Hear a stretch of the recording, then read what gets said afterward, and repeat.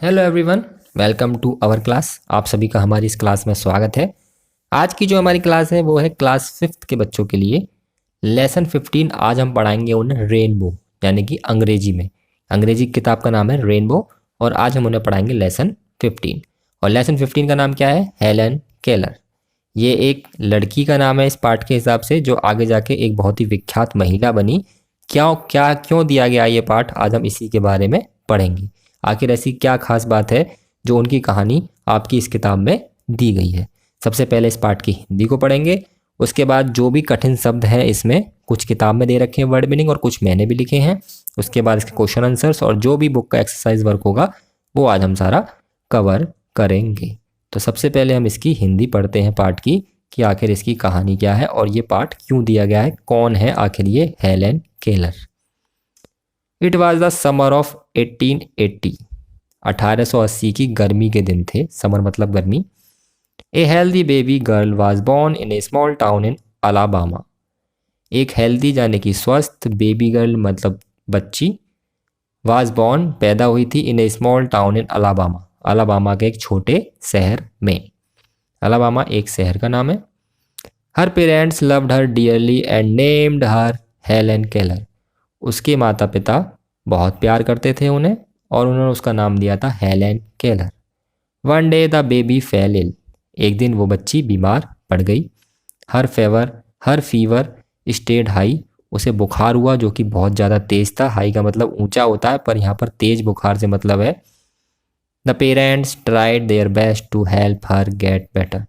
उसके माता पिता ने अपनी पूरी कोशिश की कि वो ठीक हो जाए। दे वर डिसअपॉइंटेड एंड सैड। पर वे निराश हो गए और उन्होंने कहा, देयर इज़ नथिंग मोर। अब कुछ नहीं हो सकता। We can do. जो हम कर सकते हैं, अब इससे ज़्यादा हम नहीं कर सकते। The baby may not leave. शायद हमारी बच्ची अब जिंदा नहीं बच सकती है। Helen lived. पर हेलन जिंदा बची।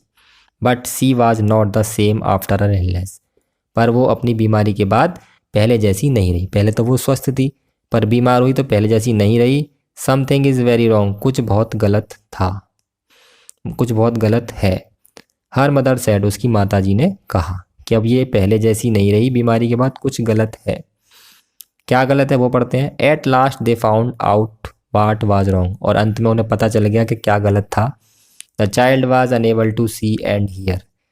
यानी कि वो बच्ची जो है वो ना तो सी मतलब देख सकती थी, ना हियर मतलब सुन सकती थी। यानी कि वो देख भी नहीं सकती थी, सुन भी नहीं सकती थी, बस बोल सकती थी।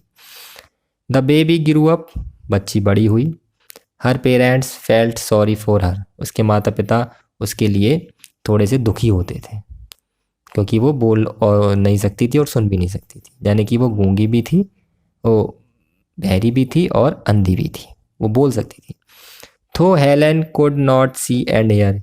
क्योंकि हेलन जो ना तो देख सकती थी ना सुन सकती थी। She was a bright little girl. फिर भी वो एक सुंदर छोटी बच्ची थी, यानी कि वो देखने में काफ़ी सुंदर थी। People thought. लोगों ने सोचा, Helen could not learn anything. कि हेलन कुछ भी नहीं सीख पाएगी या सीख सकेगी। But her mother did not agree. लेकिन उसकी मम्मी इससे सहमत नहीं थी। She always thought how they could teach her. वो हमेशा सोचती रहती थी कि वो इसे किस तरीके से पढ़ाएं। Helen began to grow wild. और हेलन जैसे जैसे बड़ी होने लगी वो वाइल्ड मतलब जंगली, यानी कि चिड़चिड़ी होने लगी। She would not let anyone do anything for her. वो अपने साथ किसी को कुछ नहीं करने देती थी। हर क्लोथ्स वर ऑलवेज डर्टी। उसके कपड़े हमेशा गंदे रहते थे। सी वॉज ऑफन एंग्री। वो कभी भी गुस्सा हो जाती थी। समटाइम्स सी इवन ले ऑन द फ्लोर। कभी कभी वो ज़मीन पर लेट जाती थी। And kicked her feet. और अपने पैरों को ज़मीन पर मारती थी। आगे है इसमें, her parents soon found a teacher for her. बहुत जल्द उनके माता पिता को उनके लिए एक अध्यापक मिल गया। Miss Sullivan a young teacher promise to help Helen Keller to see the world. Miss Sullivan उनका नाम था, एक युवा अध्यापिका थी वो, और उन्होंने हेलन केलर से प्रॉमिस किया, यानी कि वादा किया कि मैं तुम्हें दुनिया दिखाने में मदद करूंगी। Miss Sullivan gave Helen a doll. Miss Sullivan ने हेलन को एक गुड़िया दी। She spelled the word doll with her fingers on Helen's hand. और उन्होंने हेलन के हैंड पर डॉल बनाया ऐसे, DOLL। क्योंकि वो सुन नहीं सकती थी तो उन्होंने केवल ऐसे स्पेल करके उनके उस पर बना दिया। She made the letter with special hand sign. और कुछ स्पेशल हैंड साइन होते हैं जो कि इसी तरह की डिसेबिलिटीज़ के बच्चों के लिए यूज किए जाते हैं। इस तरीके से उन्होंने वो उस पर बनाए थे ताकि वो समझ सके। हेलेन कॉपीड हर टीचर, हेलेन ने भी अपने टीचर की नकल की, एंड स्पेल डॉल, और उन्होंने भी डॉल को बनाया ऐसे ही। But did not understand what she was doing, लेकिन वो समझ नहीं सकी कि टीचर उनके साथ क्या कर रही थी। The teacher helped Helen to spell a lot of word, teacher ने उनकी बहुत सारे वर्डों को स्पेल करने में मदद की थी, कि बोल नहीं सकती थी कि लिखने में समझाने में मदद की। वन डे, सुन नहीं सकती थी तो इसी तरीके से सीखा उन्होंने। One day the teacher made Helen put her hand into running water, एक दिन टीचर ने हेलन का हैंड रनिंग वाटर मतलब बहते हुए पानी में डाला। She spelled water, Helen understand that water meant something wet running over an hand, और टीचर ने क्या किया, वाटर फिर उसके हाथ पर, उनके हाथ पर स्पेल किया होगा जैसे वो बनाती थी, जैसे भी साइंस तरीक़ों से, क्योंकि वो सुन तो सकती नहीं थी तो जैसे भी समझा सकती थी वो उन्हें लिख के बताया, और हेलन ये समझ गई कि जो कुछ गीला उनके हाथों के ऊपर से जा रहा है उसे वाटर कहते हैं। She understood that words were the most important things in the world, और वो समझ गई थी कि वर्ड्स मतलब ये जो शब्द होते हैं ये संसार में बहुत महत्वपूर्ण चीज़ें हैं। Words would tell her everything she wanted to know, और शब्द उन्हें वो सब बता देते जो वो जानना चाहती थी। Helen Keller became the first deaf blind person to earn a bachelor of art degree. देखिए ये जो लिख रहा है बैचलर ऑफ आर्ट डिग्री, ये 12वीं के बाद हम करते हैं। आप जब 12वीं क्लास पास करेंगे, जब आप इस कोर्स में जा सकते हैं, तो हेलन केलर पहली ऐसी महिला थी जो कि डीफ ब्लाइंड पर्सन यानी कि बहरी भी थी और अंधी भी थी, पर उन्होंने वो बैचलर ऑफ आर्ट की डिग्री प्राप्त की। यानी कि ऐसा नहीं है कि जो बच्चे देख नहीं सकते, सुन नहीं सकते, बोल नहीं सकते, पढ़ते नहीं है, वो सब पढ़ते हैं, पर उनके तरीके थोड़े अलग होते हैं, उनके टीचर भी थोड़े स्पेशल होते हैं जो उन्हें उस तरीके से पढ़ाते हैं। जैसे हेलन केलर की टीचर थी मिस सुलीवान, इसी तरीके से टीचर होते हैं। और देखिए हेलन केलर ने भी बैचलर ऑफ आर्ट की डिग्री हासिल की, इसी वजह से उनका ये पाठ आपकी इस किताब में दिया गया है। तो अब करते हैं हम इसके वर्ड मीनिंग, जो कि सबसे पहले किताब के पढ़ लेते हैं। कौन से हैं?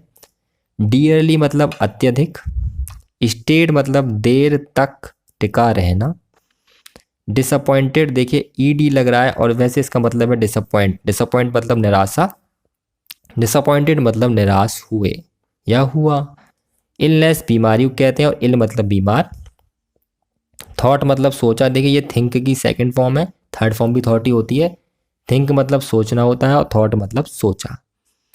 वाइल्ड मतलब अनियंत्रित, साइन मतलब चिन्ह, SIGNS मतलब चिन्हों और SIGN मतलब चिन्ह। अब इसके बाद कुछ वर्ड मीनिंग मैंने लिखे हैं, उन्हें देख लेते हैं और फिर क्वेश्चन आंसर करेंगे। तो मैंने जो लिखे हैं वो हैं, सबसे पहला है हमारा समर, समर मतलब गर्मी होता है। बेबी गर्ल छोटी बच्ची, बेबी बॉय छोटा बच्चा। इलनेस बीमारी, वो किताब में भी है। फीवर मतलब बुखार, रॉन्ग मतलब गलत।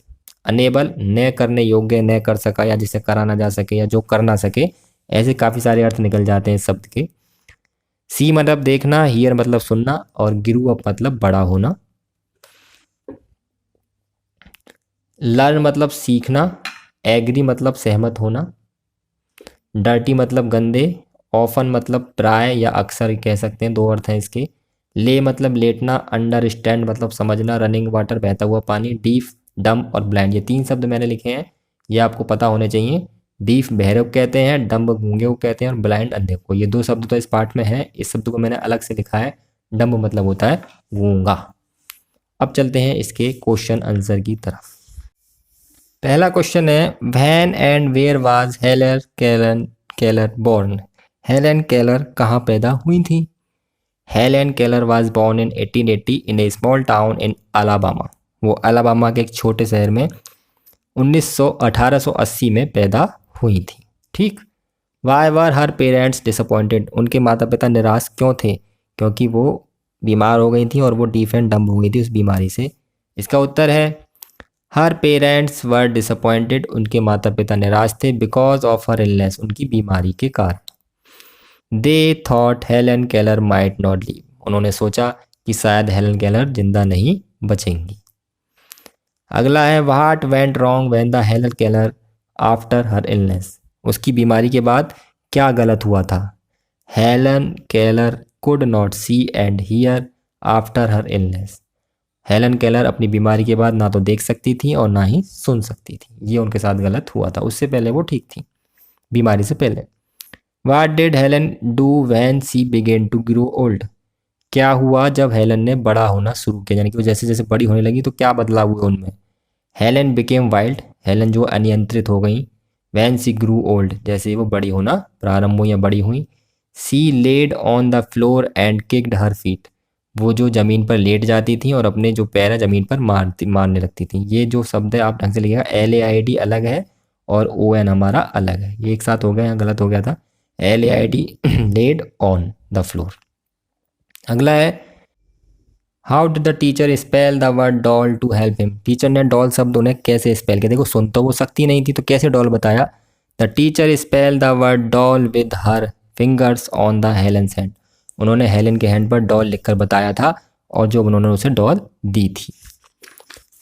और अगला है 6th question, what can be done to improve the lives of disabled people, disabled people की जीवन को बदलने के लिए। डिसेबल्ड पीपल किसे कहते हैं पता है आपको, डिसेबल्ड कहते हैं जिनके अंदर कुछ एबिलिटी कम है, यानी कि कोई एक कमी उन्हें भगवान ने दे दी है, जैसे वो देख नहीं सकते हैं, सुन नहीं सकते हैं, बोल नहीं सकते हैं, उन्हें हम कहते हैं डिसेबल्ड पीपल। ठीक है, पर ऐसा नहीं है कि डिसेबल्ड पीपल है तो हम उनकी इग्नोर कर देंगे, उन्हें देखेंगे नहीं, उनकी भी ज़िंदगी को हम सुधार सकते हैं। कैसे सुधार सकते हैं वही हमसे पूछा गया है पार्ट से अलग। डिसेबल्ड पीपलों को आप किस तरीके से उनकी ज़िंदगी को सुधार सकते हैं जिनकी लाइफ में थोड़ी सी कमी भगवान ने दे दी है। बाय टीचिंग दैम, उन्हें पढ़ाकर। विद डिफरेंट वेज, अलग अलग तरीक़ों से। देखिए जो व्यक्ति गूंगा होता है उन्हें हम अलग तरीके से पढ़ा सकते हैं, जो व्यक्ति बहरा होता है उन्हें अलग तरीके से पढ़ा सकते हैं, और जो अंधा होता है उन्हें अलग तरीके से पढ़ा सकते हैं। सबको पढ़ाने के तरीके अलग होते हैं पर पढ़ा हम सबको सकते हैं।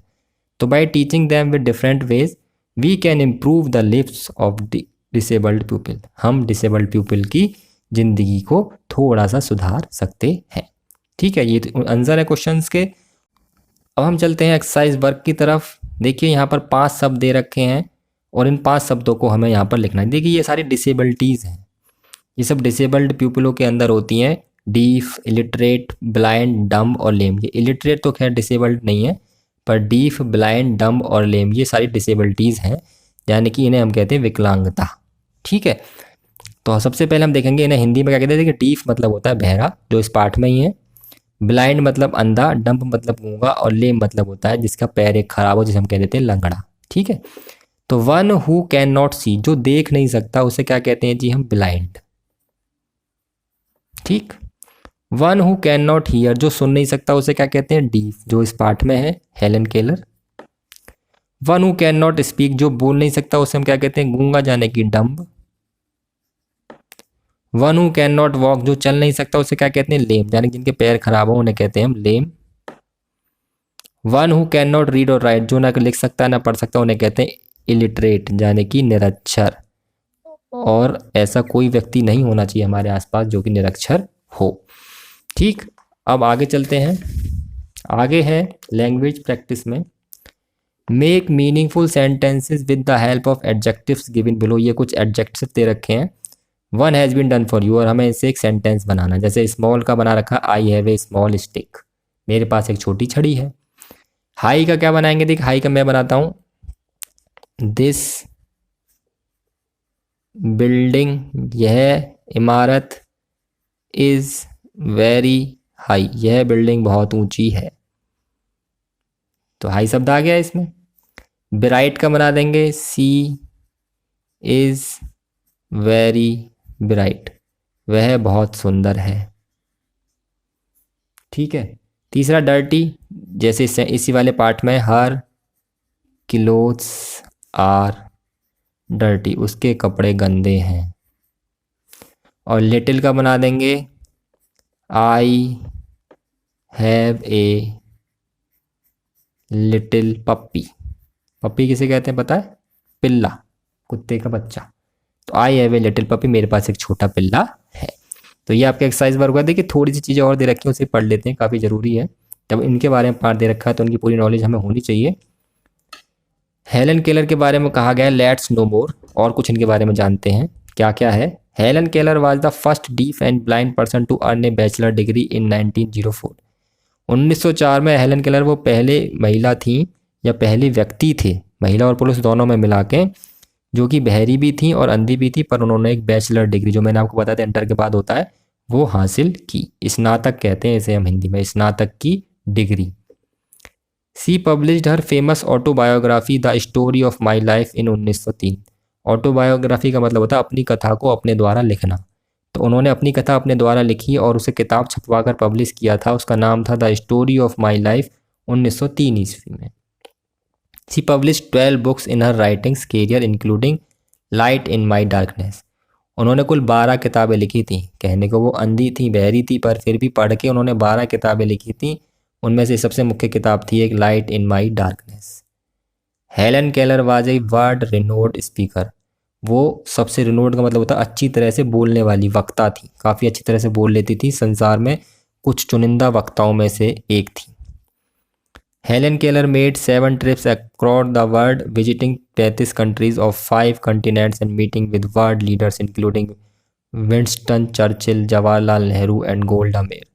उन्होंने 35 कंट्रीज़ में सफ़र किया था हेलन केलर ने, पूरी दुनिया में, और बड़ी बड़ी हस्तियों से वो मिली थी, जैसे विंस्टन चर्चिल, जवाहरलाल नेहरू जो कि हमारे देश के पहले प्रधानमंत्री थे, गोल्डा मेयर।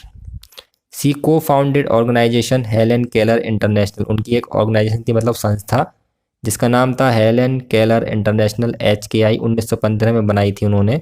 को फाउंडर थी मतलब उनके साथ कोई और भी था, उनमें से एक वो भी थी। It combats the causes and consequences of blindness of mall nutrition. ये जो संस्था है ये क्या करती है, जो भी ब्लाइंड हैं यानी कि अंधे हैं, उसके कारण और परिणामों के बारे में जानकारी इकट्ठा करती है। ठीक है, तो ये पार्ट में इतना ही है। उम्मीद है आपको पार्ट समझ में आया होगा, हेलन केलर के बारे में पूरी जानकारी मिल गई होगी। अगर वीडियो अच्छी लगी है तो वीडियो को लाइक कर दीजिए, शेयर कर दीजिए और कमेंट करके बताइए अगर अभी भी कोई डाउट है, और चैनल को सब्सक्राइब जरूर कर लेना। आज की वीडियो ही ख़त्म होती है। वीडियो देखने के लिए धन्यवाद।